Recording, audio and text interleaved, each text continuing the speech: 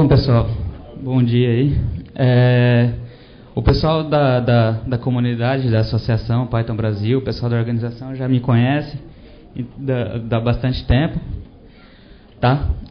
A apresentação que eu vou fazer hoje para vocês aqui é relativa ao trabalho que eu venho desenvolvendo desde a época que eu entrei lá no Instituto Nokia e depois continuei com a minha empresa, que é a Trivials Tecnologia, que é colocar o Python para rodar no máximo de dispositivos possíveis. Tá? Alguns dos dispositivos não fui eu que coloquei para rodar, que eu vou mostrar aqui para vocês, mas a ideia é ter o Python em todos os lugares, principalmente para que todo mundo possa trabalhar no Python em lugares agradáveis, assim como esse da foto. Tá? É fato que esse celular aí está rodando Python nesse exato momento. Tá? A foto não é minha. Bom, para mostrar isso tudo aí, a gente tem que falar para vocês onde nós já estamos, tá? Atualmente, o Python roda em plataformas ditas embarcadas, onde dessas aqui, a única que não é considerada 100% embarcada é a do XO, né, do OLPC, do notebook XO. Mas eu coloquei ele de qualquer forma porque ele é um dispositivo com muitas restrições de hardware e memória. E mesmo assim, ele foi usado o Python para tudo nele, na interface gráfica, nas bibliotecas, o gerenciador de janelas dele, tudo é desenvolvido em cima de uma biblioteca, de um framework chamado Sugar, que é desenvolvido todo em Python. E ele usa um chip x86, baseado na arquitetura da Intel. Tá? Lá no Instituto Nokia, quando eu cheguei lá, eu comecei a fazer experiências para colocar o Python para rodar nos dispositivos Internet Tablet da Nokia, que são dispositivos feitos para navegação na internet. Dentro desses dispositivos tem um browser convencional dentro deles, é um Firefox. A tela deles tem uma resolução de 800 por 480, então quer dizer, as páginas não precisam geralmente ser adaptadas para funcionar dentro desse dispositivo móvel. Ele tem o Wi-Fi, Bluetooth e tal, mas só não tem um sistema de GSM, então ele não é um aparelho celular. E funcionou razoavelmente bem. Em uma semana a gente conseguiu colocar o Python para funcionar ali dentro. Mais uma semaninha depois a gente já tinha algumas bibliotecas e a gente já podia rodar o SolarWolf, que é o exemplo clássico de uso da Pygame, da biblioteca Pygame, que o Andrews já comentou aqui sobre ela. Tá? Enquanto eu estava trabalhando nesse projeto aqui, a Nokia lançou este projeto aqui, que é o Python para a série 60. O Python para a série 60 foi desenvolvido dentro da Nokia, dentro do Instituto de Pesquisa. A Nokia adotou ele no Fórum Nokia como linguagem oficial para desenvolvimento, junto com o Perl. Saiu o Python e o Perl junto, ao mesmo tempo, no Fórum Nokia. O projeto do Python seguiu adiante e o do Perl morreu. Não é mais mantido. Atualmente, Python não é suportado oficialmente pela Nokia, mas ela banca o desenvolvimento. Ela põe dinheiro para bancar o desenvolvimento disso daí. São 6 desenvolvedores, eu conheci os 6 são extremamente capacitados e eles estão responsáveis pelo desenvolvimento. O que vocês estão vendo ali, o rótulo da Heineken, é uma aplicaçãozinha desenvolvida em Python que mata a sede da gente quando a gente precisa, está com muito calor aqui no Rio de Janeiro. Outros projeto que a gente colaborou com a adoção de Python para desenvolvimento de aplicações foi o projeto OpenMoko, tá? Que é a ideia de um desenvolvimento de hardware e software de um celular totalmente aberto. As especificações do OpenMoko são totalmente abertas, ao nível de, até a carcaça dele, vocês terem os arquivos CAD para poder fazer a plotagem, a confecção, usinagem do material. A única coisa no OpenMoko que não é aberto é a Stack GSM, porque os órgãos reguladores de telefonia europeus não permitem a abertura do código de uma Stack GSM, por problemas legais, não problemas técnicos. Ainda assim, eles brigam na justiça para poder liberar o código-fonte disso também. Então, quer dizer, é uma empresa, um projeto extremamente comprometido com software livre, software aberto, hardware livre, hardware aberto. E eles não usavam Python também. E o processador deles, eu vi que era muito semelhante ao processador utilizado no Z70, N800, N810, que é um processador ARM. Eu sugeri para os desenvolvedores que a gente poderia colocar o Python para rodar lá também. Eles colocaram e, consequentemente, ganharam algumas aplicações parecidas com que a gente estava desenvolvendo lá no Instituto Nokia.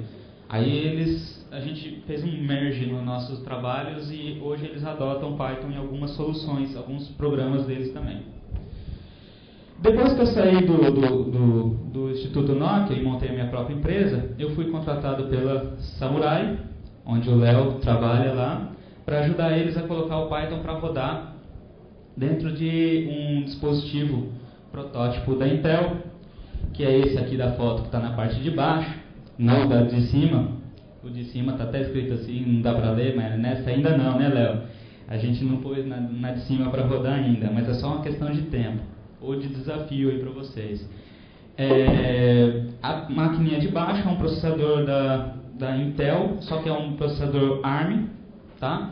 E ele tem acessórios, na mesma pastilha de silício ele tem sistemas para decodificação de vídeo digital.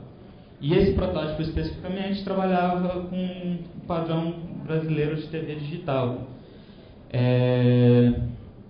A aplicação que a Samurai desenvolve necessita de Python, é escrita em Python, usa Pygame para fazer a parte de interface gráfica.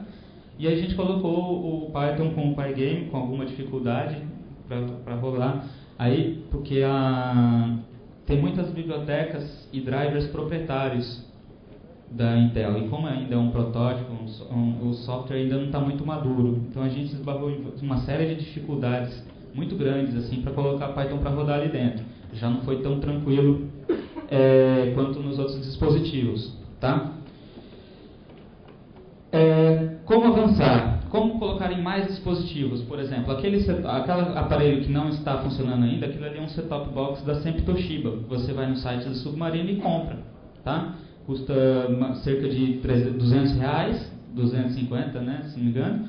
E é um dispositivo que você pode brincar com eletrônica, embedded, embarcado, porque ali dentro roda Linux, tá? É um processador MIPS, existem compiladores MIPS e existem emuladores MIPS para fazer o que eu vou ensinar vocês a fazerem aqui, que é como compilar o Python para plataformas não x86, ok? Quando a gente vai usar Python nessas plataformas, é desejável que você tenha uma implementação completa, full, atual e seja padrão. Então a gente opta por adotar o CPython, porque é o mais próximo das ferramentas que geralmente a gente tem nesse universo embedded, que são o GCC, é o compilador C. É a ferramenta mais alto nível que geralmente a gente tem para trabalhar com desenvolvimento embarcado. É um toolchain, é um compilador, biblioteca, linker, tá? Então o que fica mais fácil da gente colocar para funcionar é o CPython. Para a gente colocar o CPython para funcionar num dispositivo desses, a gente geralmente não compila dentro desses dispositivos, porque eles geralmente têm um clock muito pequeno e compilar o Python todo poderia levar até uma semana, entendeu? O poder de processamento desses caras não é legal. Então utiliza-se a prática do cross-compiling, que é usar um compilador em uma plataforma A para gerar código para uma plataforma B. Ok? Então você tem um compilador no seu computador, no seu PC, no seu x86, que compila e gera binários para a plataforma destino. Para compilar o Python tem um sistema de compilação que utiliza o AutoTools, o Make, tá? E mais uma segunda fase que usa o DistUtils, mas eu já sigo mais adiante com isso daí. O AutoTools é aquilo que o pessoal conhece mais como ./configure, tá? O ./configure é um script, shell script, gerado pelas ferramentas de AutoTools, AutoConf, automake, dependendo de como você define os templates da sua estrutura de build. Depois que você roda o configure, ele vai gerar um arquivo baseado num template de um makefile, ele vai gerar um makefile funcional. Você roda make, ele compila, você roda make install, ele instala. Simples assim. É assim que se compila o Python. Entendeu?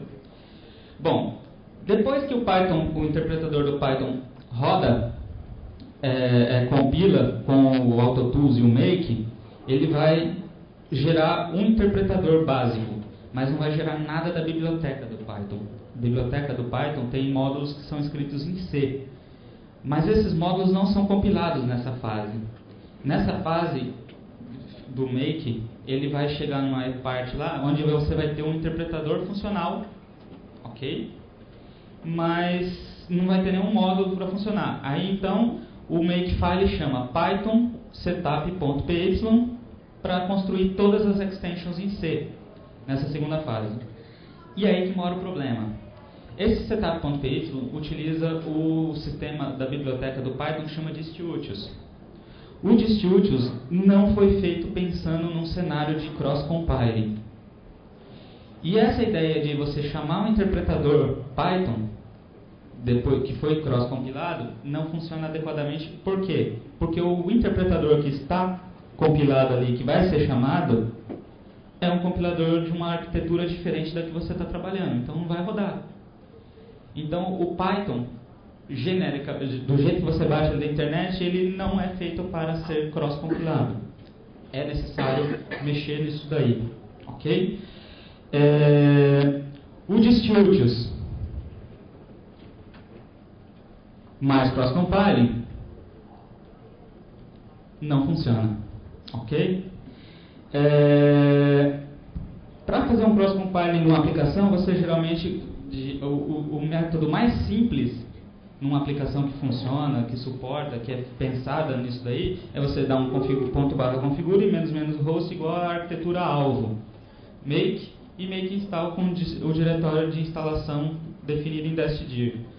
Se todos os build systems dos softwares funcionassem dessa forma, tudo seria muito mais fácil no universo do desenvolvimento embedded, mas quase nenhum deles funciona adequadamente, e Python é um desses que não funciona adequadamente. Então existem dois jeitos de você fazer um cross-compiling de Python.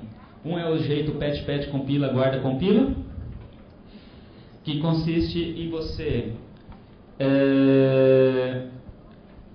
baixa um patch gigantesco que tem no site do cara, que tem um tutorial que fala assim: How to cross-compile in Python. Vocês procuram na internet, no Google lá, How to cross-compile in Python, vai aparecer como primeira ocorrência sempre o tutorial desse cara.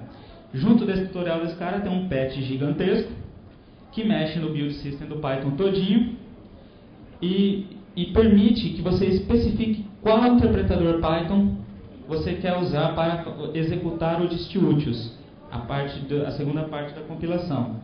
Então o que você faz? Você compila o Python uma vez nativo para a sua arquitetura atual, para o seu sistema operacional corrente, pega o interpretador Python que tem e reserva, igual uma receita de cozinha, assim, você reserva esse interpretador, guarda ele num outro lugar. Aí você limpa, dá um make dist clean, limpa tudo que foi compilado e recompila novamente o Python já para a arquitetura destino. Só que esse patch do cara permite que você especifique como parâmetro do make qual interpretador vai rodar o distiutios. E aí você especifica aquele interpretador que você guardou e não o que você está gerando agora. Pois bem, a primeira parte da questão está resolvida. Agora chega a segunda parte da questão. Python depende de uma série de bibliotecas externas para compilar todas as suas extensions. Ele vai precisar do SQLite, ele vai precisar da OpenSSL, ele vai precisar de muitas outras bibliotecas para compilar.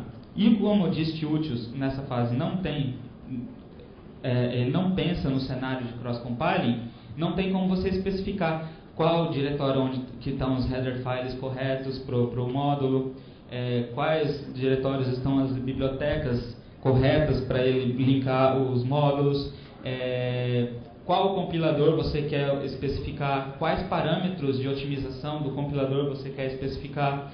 Isso tudo ou não dá para você fazer ou é muito difícil. Isso envolve então você ter que fazer patches no setup.py, que é um arquivo gigantesco, cheio de ifs, else e tal, e você pode acabar esquecendo de linkar ou linkando com bibliotecas erradas ou com header files incorretos na hora de compilar. Ele vai pegar do lugar errado e vai gerar problemas dificílimos de encontrar. Então, você tem os prós e contras dessa forma, tá? O pró é que esse é o jeito certo multiplataforma de se fazer isso.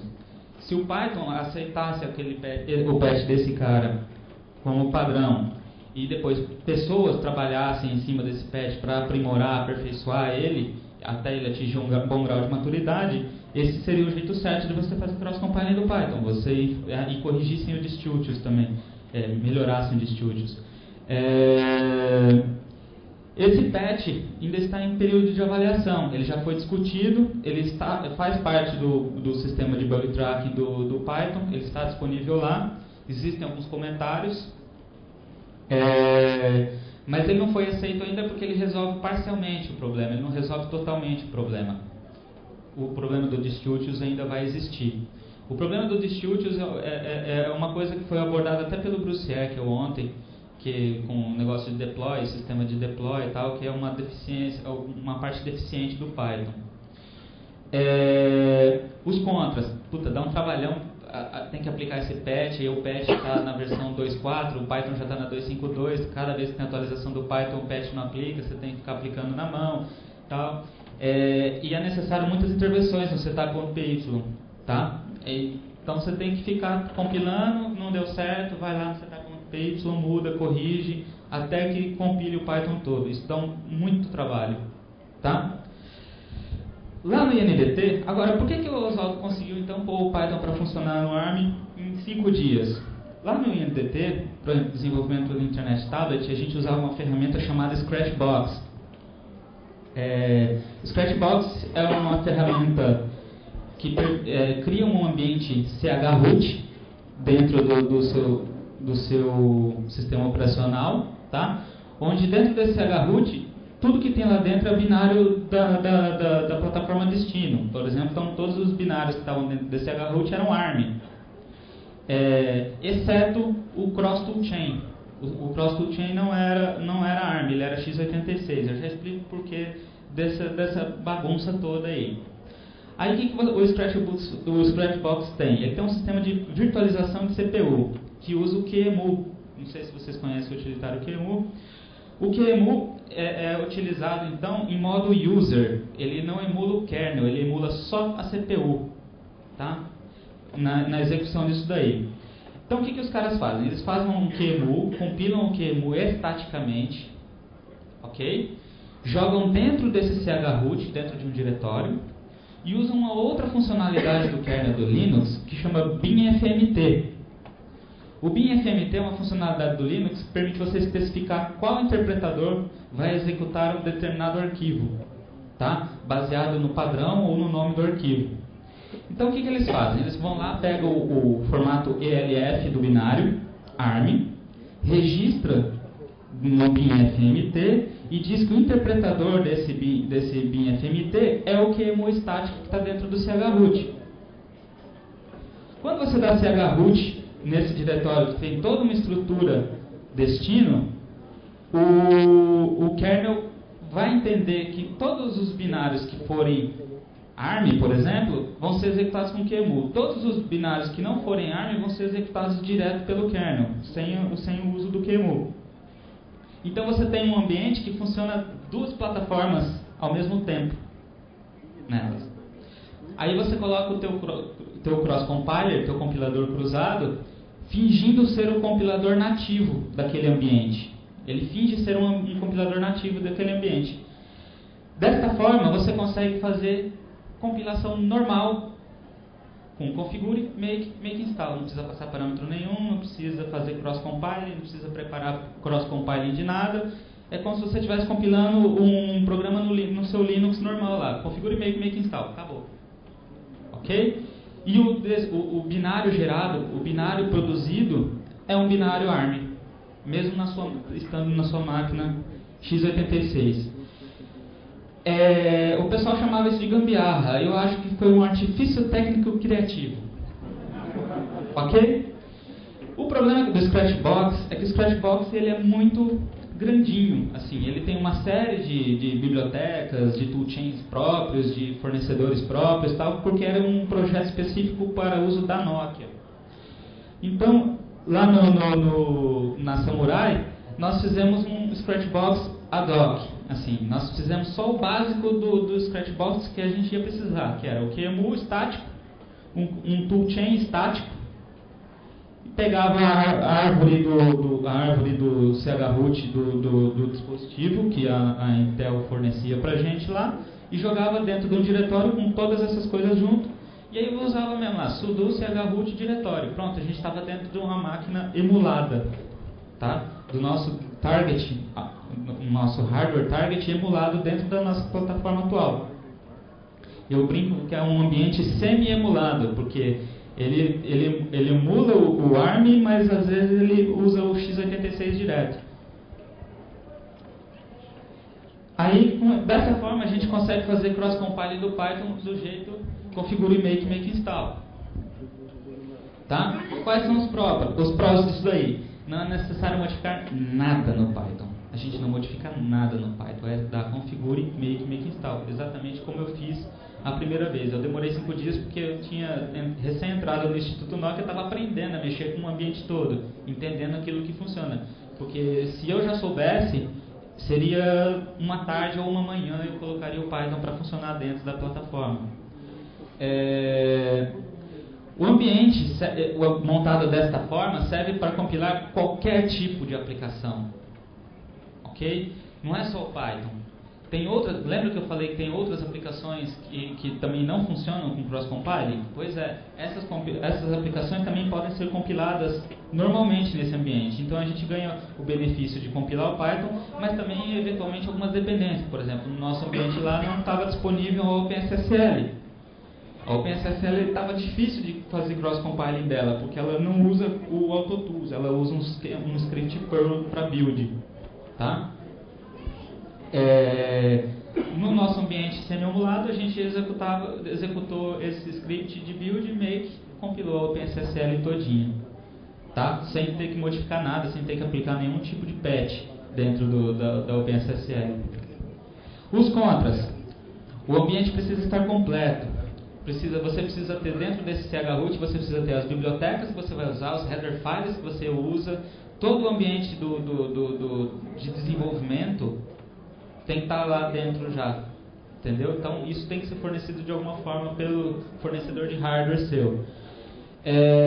A outra desvantagem é que o QEMU não funciona nativo, assim, você tem que aplicar alguns patches nele, porque senão ele pode congelar a execução da aplicação.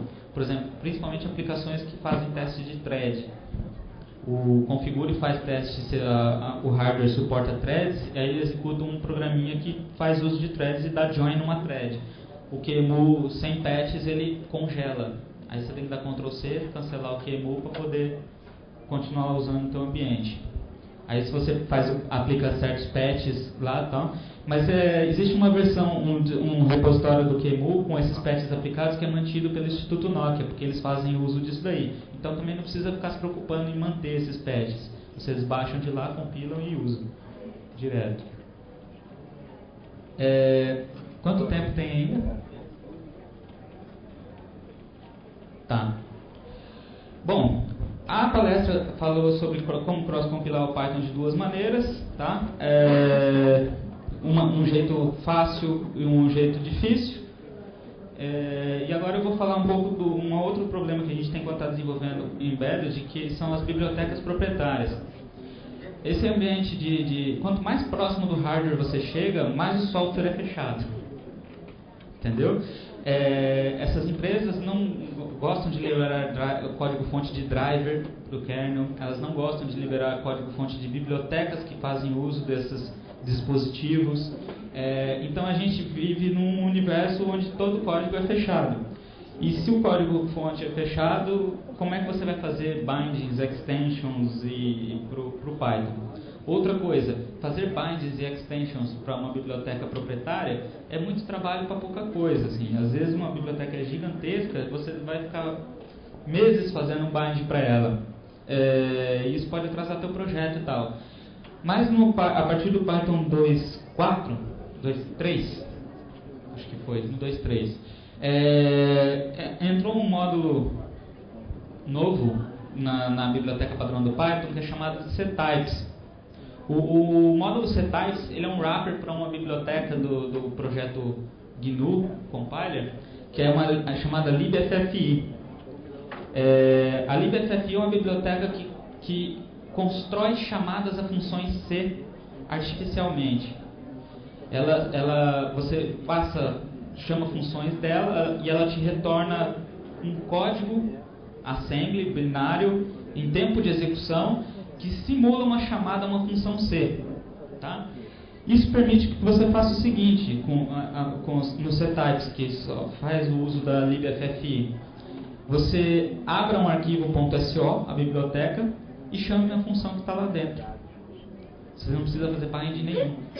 Você chama uma função C, que está lá dentro daquela DLL, ou daquele .so, ou daquele .din, dyn, usando ctypes. Você abre a biblioteca e chama uma função como se você estivesse chamando ela em Python. Ok? Eu fiz um exemplozinho rápido aqui, eu não quis fazer só o Hello World da ctypes, que geralmente é você abrir a libc e executar o system lá de dentro com algum comando. Eu fiz algo mais elaborado aqui para poder explicar para vocês. Então aqui a gente importa o módulo ctypes, né, importa os símbolos que estão lá dentro. Eu fiz from import para economizar espaço na tela. Aí eu digo que a minha libc é a libc.dylib, que no Mac é dylib, no Linux é .so geralmente e no Windows é .dll. Tá? Pode ser qualquer uma dessas aí, dependendo da plataforma onde você está trabalhando. Eu crio uma structure C, usando class, e derivando de structure que está em ctypes. Tá? Eu crio uma structure t e digo que ela vai ter os seguintes membros: tmsec, tmmin, orm, md, mon, blá, blá, blá, eu crio, e digo que todas elas são do tipo inteiro, ponteiro para char, ou string, em Python, é um ponteiro para char, ou long. Você tem todos os tipos C ali, você diz de qual tipo é cada um desses membros dessa structure. Tá? É a structure timet da biblioteca padrão, da libc. Tá? Crio uma instância dessa structure, populo dados que eu quero, mando dar um libprintf, libc printf, chama printf da libc, depois eu chamo o asktime, eu digo que o retorno de asktime é do tipo char_pointer asterisco, tá? O que eu tenho que especificar que tipo de retorno tem. Se não me engano, em DLLs no Windows não é necessário você fazer esse tipo de atribuição, porque a DLL tem um metadado dizendo que tipo que é o retorno. Então é mais fácil funcionar ainda. Aí eu chamo a printf novamente, chamando asktime e passando por referência, by ref, né, a struct que eu criei aqui. E ele vai imprimir aquilo que está ali no canto. O example ctypes, ele vai imprimir um hello world e vai imprimir a data que eu especifiquei aqui. Isso é muito útil quando, por exemplo, nesse hardware da Intel, por exemplo, tinha uma biblioteca para acesso a vídeo, que permitia você desligar layer de vídeo, camadas de vídeo e tudo mais. E a documentação era legal, mas para a gente fazer extensions e usar 2, 3 funções só dessa biblioteca, para a gente fazer a extension toda, isso aí ia levar muito tempo, então a gente usou ctypes, importava lá e chamava os métodozinhos, as funçõezinhas de dentro dessa biblioteca. Dá para fazer muito mais coisas com as ctypes também. Vocês podem tratar callback, structure, union, quase todas as estruturas que tem dentro que podem ser usadas em C, ponteiros para tudo quanto é tipo de coisa, estrutura, ponteiro para função, tá? Você pode usar com ctypes também. A documentação é bem completa, tem bastante exemplo, tá? Então é bem legal de usar isso daí. Eu acho que é isso aí, galera. Palestrinha de 30 minutos aí, é a primeira vez que eu dou uma palestra tão curta, com tão pouco espaço de tempo. O pessoal tem perguntas?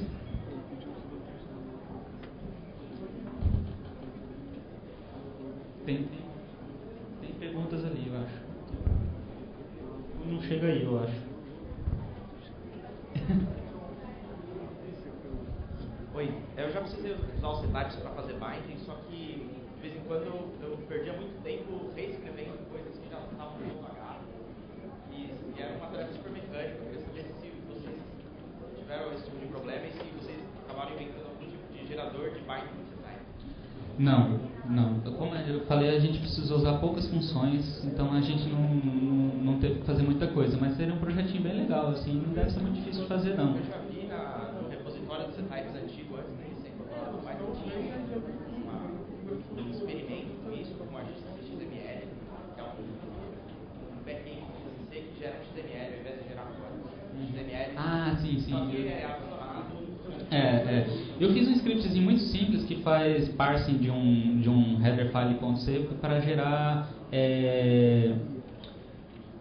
esquema para o PyGTK. O PyGTK usa um sistema de Py, chama PyGObject, e aí ele tem uns arquivinhos de definições escritos no scheme, né?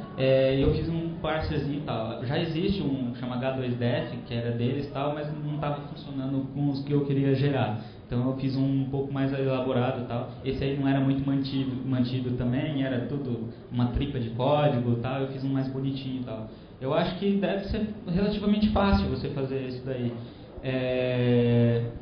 O problema é que fazer parser de código C não é uma tarefa muito legal, porque você tem duas linguagens ali dentro, né?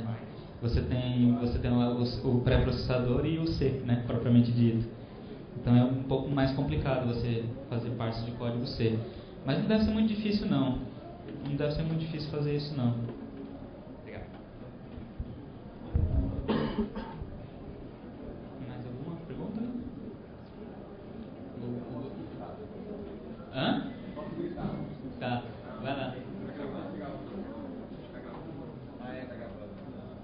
Ah, tá. Depois vou mandar seu vídeo pro YouTube. O meu não é rodando. Tudo bem. Bom, na verdade é só uma curiosidade que o PyPy... no PyPy os caras estão com dispositivos móveis também, né? Eu não sei como está essa parte, só que o próximo sprint, que é em novembro ou outubro, é específico para isso. A meta deles é atingir mais dispositivos pequenos. Você já sabe alguma coisa disso? Não, eu sei que eles estão tendo algumas dificuldades de colocar coisas como setypes para funcionar no PyPy, né? A parte de integração C deles, eles têm algumas ideias de como fazer, mas eles não optaram ainda por qual delas. Todas elas têm uma série de vantagens e desvantagens, e eles estão analisando isso daí ainda. Esse terreno da libFFI e do setup é um terreno muito árido. A libFFI, a maior parte do código dela é escrito em assembly das arquiteturas destino, alvo. Inclusive eu tive que aplicar patches em assembly de ARM sem saber assembly ARM, e foi fácil. Não foi fácil, não. Foi foda, então.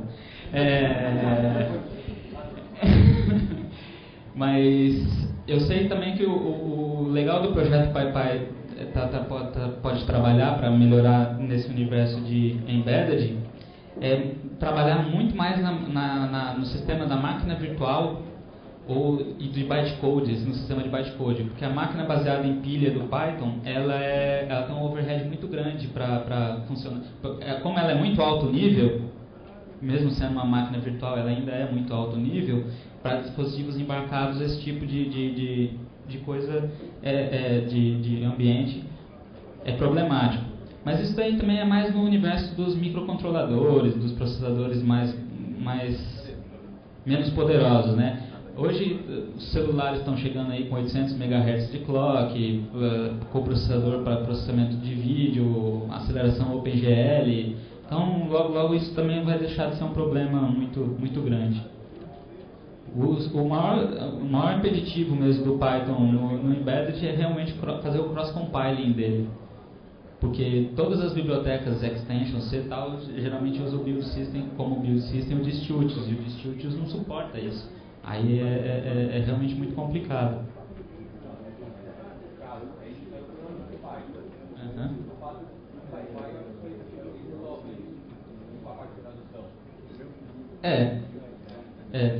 Mas o lance são das extensions escritas em C, né? Aí o papai não pode ajudar muito.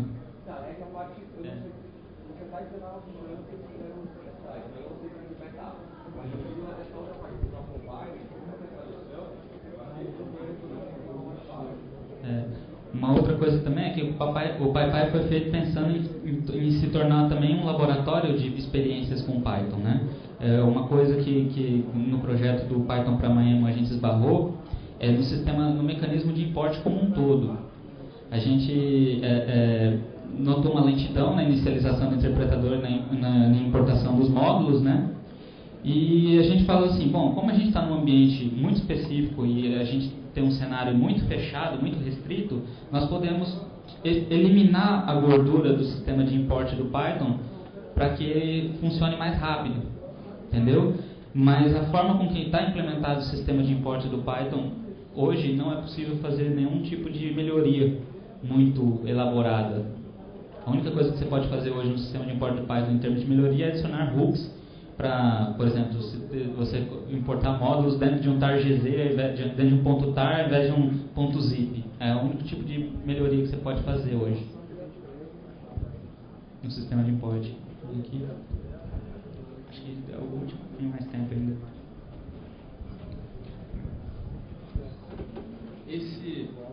Essa biblioteca, ela pode fornecer uma callback para a chamada C? Tem sim. Tem, inclusive na documentação tem um tópico, um capítulo específico sobre callbacks. Porque você ele tem algumas restriçõezinhas do tipo, como o Python tem o Global Lock e Interpreter Lock, quando você define a sua callback, você na verdade não está chamando sua callback diretamente, você está chamando um wrapper para a tua função, tá? Que vai travar o lock do interpretador, executar a função de callback e liberar o lock do interpretador. Tá? Então, se você faz esse tipo de uso de callbacks em aplicações multithread e faz um callback de uma thread ser disparada para outra thread e coisas malucas desse tipo, você pode ter alguns probleminhas aí. Então, na documentação está bem detalhado quais tipos de problemas, quais tipos de precauções você tem que ter para usar callbacks na sua aplicação. Mas é razoavelmente fácil assim. Tá?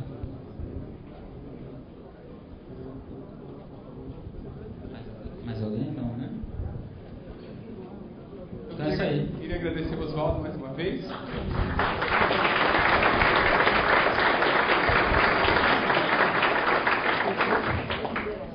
O Humberto é técnico em sistema de informação pelo Cefet do Rio Grande do Norte, já entrou e saiu do curso de ciência de computação da Universidade Federal do mesmo estado inúmeras vezes. No momento está in ou está out? No momento está out. Mas até hoje não concluiu o medinho. Trabalha desde sempre na Diginet, Brasil, com redes desde 2000 e com desenvolvimento web em Python desde 2003, sendo o atual gerente de desenvolvimento